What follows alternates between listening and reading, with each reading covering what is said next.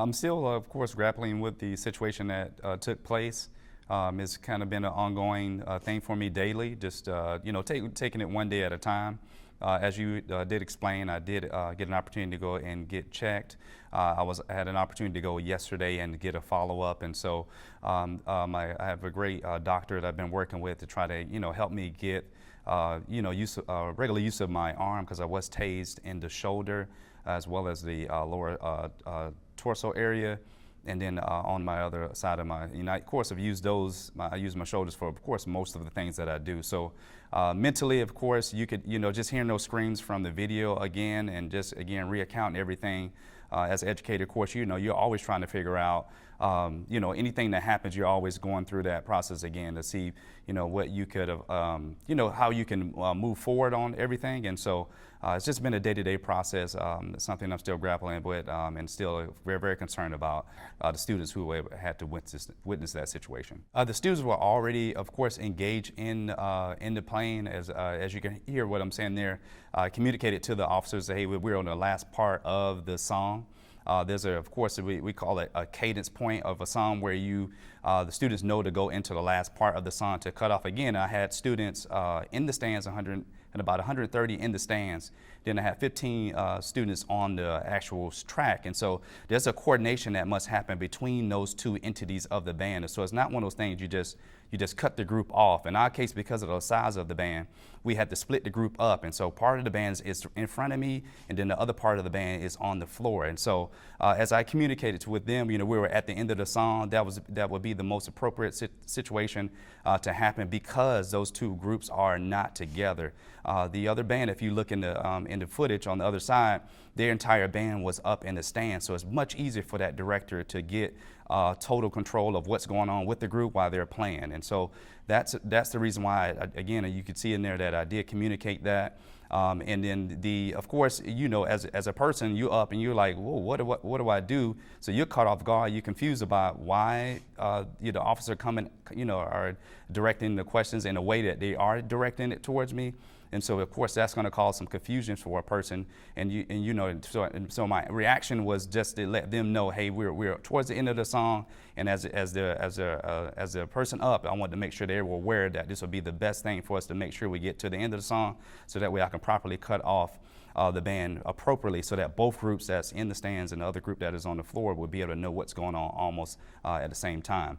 I do want to further understand too, by this time, while we're getting towards the end of that song, the lights were turned off. So that also further complicated the situation for me, allowing me to be able to cut the band off. And you can see that. I'm trying to cue the group to cut off, but at that time, of course, because I'm a darker person, it's very difficult for the students to see me. It's an absolute lie, and it's a fabrication by the Birmingham Police Department. I've seen multiple angles of the footage. What you all have before you on Monday, what was released, that was the police department's first, what they chose to release, but there are about maybe four or five other pieces of body cam footage that they chose not to release initially, because it really depicts a different story.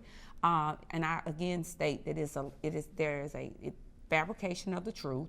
And it is unfortunately that in this day and time that the police officers of this country, many of them, the first thing they say is that someone attacked them, or they thrust at them, or they made some type of inappropriate gesture.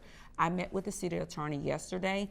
I started going through all of the video footage. My client not at one time attempted to assault in any fashion the Birmingham Police Department, and it's an ultimate fabrication. And also there's footage, and I think that has now been sent to you all, that some of the officers that are Birmingham police officers that were there were amazed at the fact that my client was even tased. They were totally stunned, and they thought that it was totally inappropriate, the actions of the Birmingham Police Department. And regardless of how this may have started, there is nothing that happened that would have warranted my client being tased multiple times, even while on the ground, like some total criminal at that point in front of 145 students at Minor High School. Those kids were traumatized. They have been I think, distraught over this situation. This is an embarrassment to law enforcement. We've never witnessed this that I can ever recall in this country, that an educator would be tased in front of students by law enforcement. Is unacceptable. It is excessive. And not only that, we are going to be seeking also the information as to who cut the lights off at the school, as well as who the other security was in attendance. And the other question I want answered is, where were the administrators for both schools? Where was the principal for Minor High School, and where was the principal for Jackson Olin High School? Those are questions that need to be asked. Thank you so kindly. Thank you.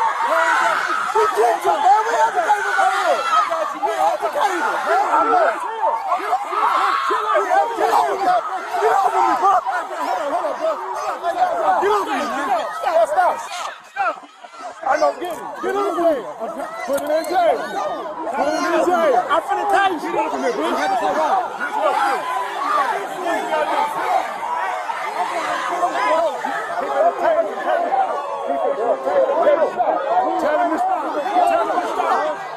stop. Calm down, bro.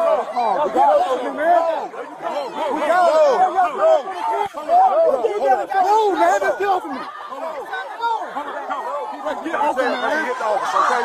He going to jail. He going to jail. He hit the officer. He got to go to jail. He swung on the officer. I did not swing on the officer, man. Y'all driving low. He going to jail because I asked him for respect. No, sir.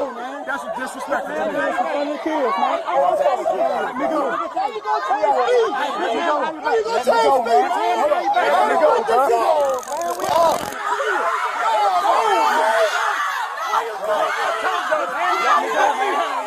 Let me go, bro.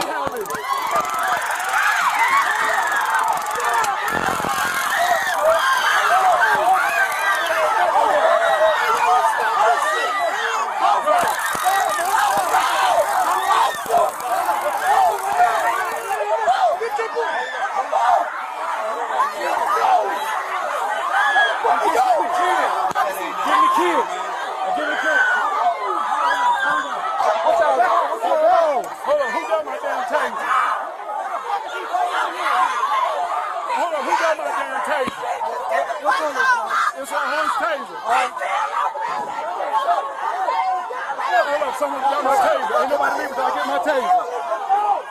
Nope, I'm grabbing kids. Hold up. I swear. Ain't nobody leaving. Kids, to the bus. Come on, y'all. Respectfully, I ask y'all to stop. Oh, here you go, right here. Yeah, thank you. Thank you. Thank you, man. I ain't believing this. Y'all gonna have a fight. Take it that way, Gary. Y'all gonna have a fight.